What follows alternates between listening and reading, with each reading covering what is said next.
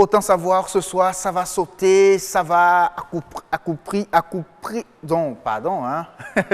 n'arrive pas à me retrouver, on va s'accoupler tout simplement. Et puis après, il sera également question aussi de courir, pourquoi pas, de faire des mouvements en fait pour remodeler sa forme. Ça fait partie du relooking, on en parle dans un instant, et avec Fulgencia Moutonji et son invité. Mais avant de les retrouver, regardez cet élément.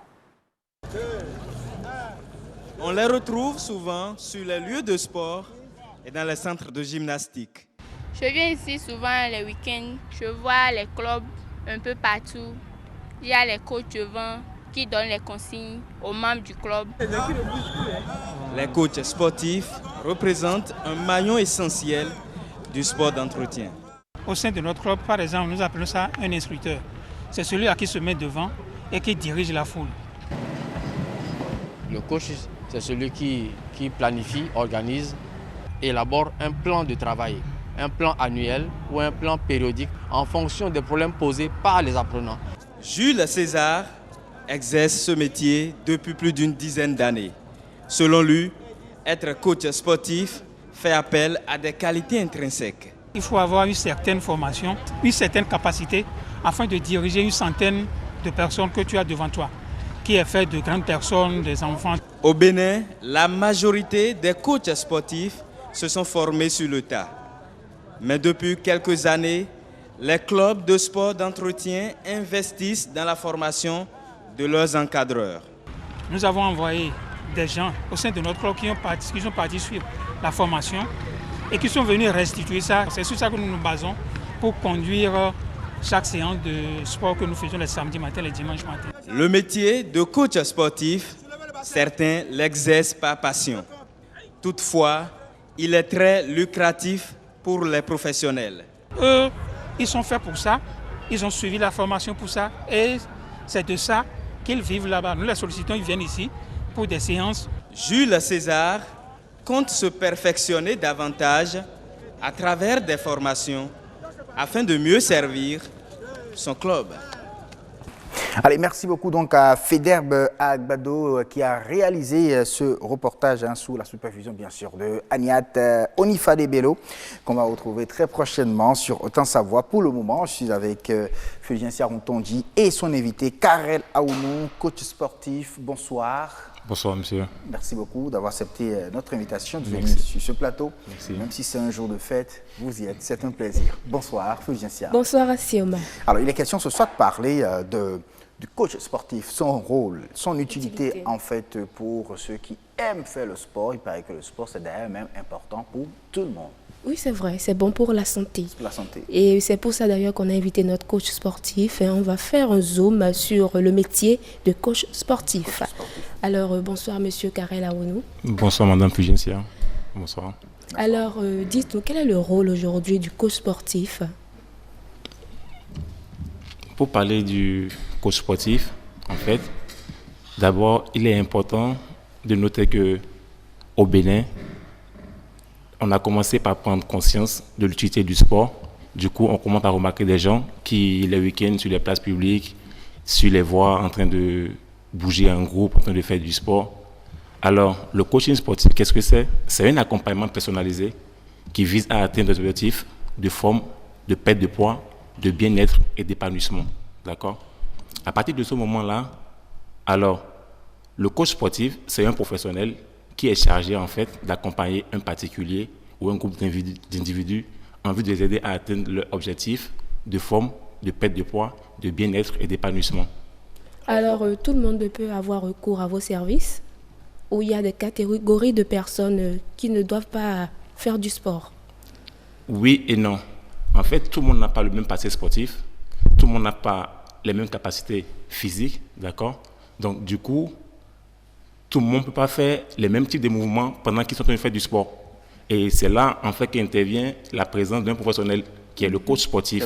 Parce qu'en fait, aujourd'hui, grâce à Internet, il y a plein d'applications, il y a plein de vidéos sur Internet. Vous pouvez copier les vidéos, les télécharger et regarder et dire, je vais récemment faire du sport. Mais ce n'est pas pour autant pareil, parce que le coach, en fait, c'est un facilitateur, d'accord? C'est un motivateur. Et il n'agit pas seulement, uniquement sur le physique de son client, mais aussi il travaille son mental et son moral. Alors, en fonction de quoi vous choisissez donc ces exercices-là? Ces exercices sont choisis en fait en fonction de l'objectif du client. Parce que en premier, le coach sportif, en fait, lui, il entraîne un particulier ou un groupe d'individus. Alors, chaque particulier qui doit entraîner, en fait, il doit d'abord, dans un premier temps, déterminer les attentes de son client. D'accord? Après ça, déterminer les attentes du client, ils vont définir ensemble les objectifs. Et lui, en tant que professeur, lui montre la manière, lui présente la manière de pouvoir atteindre leur objectif. D'accord? Et donc, par rapport à cela, selon la capacité physique de chaque client et selon son passé sportif, tout le monde ne peut pas faire les mêmes mouvements, tout le monde n'a pas les mêmes objectifs et tout le monde ne peut pas parvenir à reconstruire son physique de la même manière. Parce qu'il y en a qui ont des problèmes d'arthrose, il y en a qui ont des problèmes de dos, il y en a qui ont des problèmes de genoux par rapport à un accident du passé ou par rapport... Il y a différents cas en fait. Donc, si je comprends bien, en fait, c'est le client qui vient, qui oriente beaucoup plus le coach. Tout à fait. Le client, il aide le coach à l'aider. Le client vient au sport avec un objectif. Avec un objectif. D'accord. Ensemble avec le coach, ils vont déterminer en fait c'est quoi son objectif, c'est quoi son attente.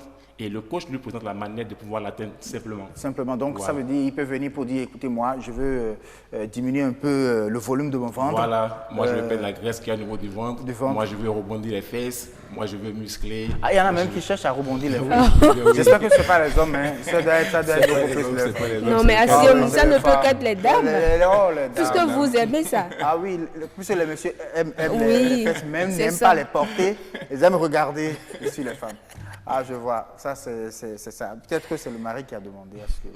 Pourquoi pas? Pour perdre du poids aussi, hein, parce qu'aujourd'hui, assez de femmes, elles vont au sport pour perdre du poids. Tout à fait. Il est important, en fait, de notifier que tous ceux qui se mettent aujourd'hui au sport, chacun vient avec un objectif. Il y en a soit c'est pour se muscler, il y en a soit c'est pour s'assoupir, il y en a soit c'est pour perdre du poids, il y en a c'est pour retrouver la forme, et il y en a d'autres en fait c'est pour évacuer le stress accumulé pendant la vie quotidienne ou professionnelle, tout simplement. Mais il y en a, il paraît qu'à partir d'un certain âge, on ne peut plus avoir les plaquettes de chocolat. Est-ce que c'est vrai? Ce n'est pas vous vrai. confirmez? Les plaquettes de chocolat, vous pouvez les avoir à tout moment. Il faut juste le travail, c'est le travail en fait. Même le vieux de 110 ans, il veut avoir les plaquettes. Il faut juste travailler, se mettre au sport. Parce que j'ai vu sur WhatsApp, la fois passée sur les réseaux sociaux, j'ai vu une image où on a mis avant et après. Et on a montré le jeune, quoi. Bon, avant, il n'avait pas les plaquettes, mais après, il a. Mais l'autre, on lui met son ventre vraiment dur. Avant, ils ont mis le ventre, mais ils ont dit qu'après, là, que c'est impossible. C'est impossible d'avoir les plaquettes. Je me suis dit, mais du coup, donc c'est impossible quand vous avez les ventres. C'est bien possible. Quand vous vous mettez au sport, en fait, il est important, à partir de ce moment-là, de contrôler tout ce que vous mettez dans votre estomac. Très bien. Parce qu'en fait, le sport, ça ne suffit pas. D'accord? Vous allez faire du sport, mais aussi, il y a des conseils nutritionnels. Il y a des conseils par rapport à la nutrition. Donc, vous les donnez aussi? On les donne aussi. Je les donne aussi en tant que coach. Parce que pour ce cas, en fait, il faut faire des recherches. En tant que coach, on suit aussi d'autres coachs qui sont déjà à un autre niveau. D'accord? Grâce à des forums au niveau international, grâce à Internet, d'accord, on passe sur des forums, on suit des coachs aussi qui donnent des conseils par rapport à la nutrition, pour ceux-là qui veulent perdre la graisse au niveau du ventre, quoi prendre, quoi manger, comment les manger. Il y a des fruits en fait qui sont adaptés, qui sont des fruits brûleurs gras, d'accord, comme le rana par exemple, comme le cassis par exemple, comme le citron par exemple, vous voyez. Donc en fait ces conseils, on les apporte en fait pour pouvoir montrer en fait aux clients que le sport ça ne suffit pas. À partir du moment où tu te mets au sport, en fait, il faut contrôler son alimentation. Tout à fait.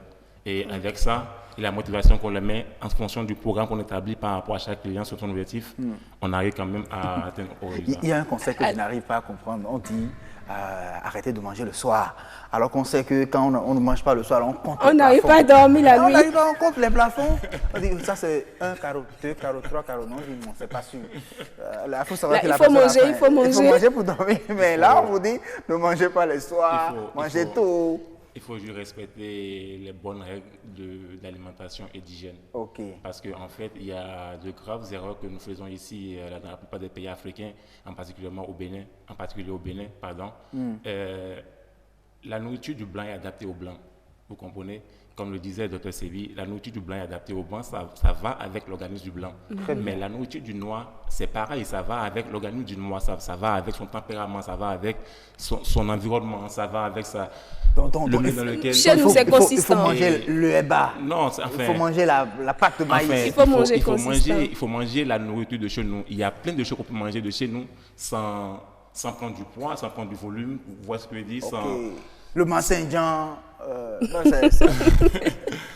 En fait, à partir du moment où vous mettez au sport, oui. vous devez suivre un régime alimentaire. Vous devez en fait vous contrôler tout ce que vous mangez. Donc c'est les repas africains que vous conseillez souvent aux gens? Non, les repas africains en fait... Dans votre coaching? Non, ceux qui veulent faire les... Ouais, qu'est-ce qu'il faut manger coaching, alors? Dans le coaching, par rapport à l'attitude du client qui veut maigrir, je vais lui conseiller des repas typiquement africains qu'il peut y avoir au Bénin ici, qu'il pourra manger sans prendre du poids en fait. Ben voilà. Ok. Et ça vous fait moins dépenser. Dans ça en fait, il faut établir en fait un programme nutritionnel au client par rapport à son objectif. Et pour ce faire, il faut juste donner des astuces.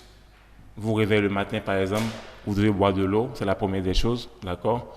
Après avoir bu de l'eau, vous devez essayer de prendre un thé maigrissant, un thé brûleur gras, par exemple de l'eau chaude citron, tout simplement, ou de l'eau chaude. Ça aide à brûler les gras. Ça, c'est déjà bien, c'est un bon brûleur gras, d'accord. De l'eau chaude citron, mais de l'eau chaude avec du gingembre, vous voyez. Au matin, on peut démarrer par là, et après, vous savez que vous voulez maigrir en fait, et toujours dans l'optique de maigrir. Vous avez droit, dans ce cas, moi je conseille à mes clients, dans ce cas, un repas plus ou moins léger par jour. Mais dans ça, il y a des fruits à prendre, comme pommes, par exemple, des pommes vertes, c'est des coupeurs de faim, vous comprenez. Donc, quand par exemple, vous réveillez le matin, vous buvez de l'eau, après vous allez sous la douche, vous lavez, vous vous apprêtez à aller dans votre journée professionnelle, vous prenez votre thé eau chaude citron ou eau chaude gingembre, d'accord. Arrivez au boulot vers 10h, vous avez faim. Je vous conseille de manger 2 pommes vertes, par exemple, c'est coupeurs de faim. Et d'accord, à la pause, à midi à 13h, vous pouvez prendre par exemple de la cassa ou du poisson. Du poisson sec avec du piment ou donc voilà. Et en soirée, je peux conseiller par exemple de l'ananas ou du petit pois si vous n'êtes pas allergique au petit pois, vous voyez. Donc c'est relatif en fait. C'est relatif. Ça dépend de l'organisme de la personne. Après de conseiller ce qui peut aller avec. Je sais que c'est des sucres standards que vous êtes en train de donner là sur le plateau. Et donc tout ça pour accompagner le client. Autrement dit, vous allez courir, vous essouffler, mais vous allez toujours voir ça devant. Ça ne diminue pas. Alors pour devenir coach sportif, il faut suivre une formation. Tout à fait. Pour devenir coach sportif, il faut suivre une formation. Et ici au Bénin, la plupart des coachs se sont retrouvés dans ce métier par passion. C'est mon cas à moi. Depuis l'école, j'ai joué au basket, j'ai joué au handball. Après l'école, je me suis retrouvé à l'université, j'ai continué à jouer au basket. Bref, le sport, c'est ancré à moi, c'est comme un mode de vie. Et après, vu que ça prend de l'ampleur, vu que ça devient en fait une question d'intensité où les gens prennent conscience que j'ai besoin du sport pour pouvoir maintenir parce que éliminer les maladies cardiovasculaires et vivre une vie assez longtemps, d'accord, j'ai besoin du sport tout simplement. Donc dans ce cas-là, en fait, il faut une formation. C'est une formation de coaching sportif. Il n'y en a pas ici au Bénin et je crois que c'est le moment en fait pour le ministère de la culture, du sport, de voir dans ce sens-là, en fait, vu qu'il y a beaucoup de jeunes qui s'intéressent au métier de coaching sportif, on peut essayer de mettre en fait en place un dynamisme pour pouvoir essayer de former des jeunes ou du moins recruter certains jeunes qu'on pourra envoyer faire sur des formations à l'extérieur, d'accord, et revenir et les mettre maintenant sur le terrain pour pouvoir exercer le métier. Et former aussi d'autres, pourquoi pas. Donc c'est ça en fait. Merci beaucoup à vous. Merci, monsieur. C'était un plaisir. Vraiment, je n'ai vraiment pas envie d'arrêter. Non, je sais que vous allez vous mettre bientôt au sport. Moi, je suis un sportif, je joue. Pour les tablettes et tout. Oui, peut-être pour avoir les tablettes. Pour retrouver les tablettes, parce que je les avais.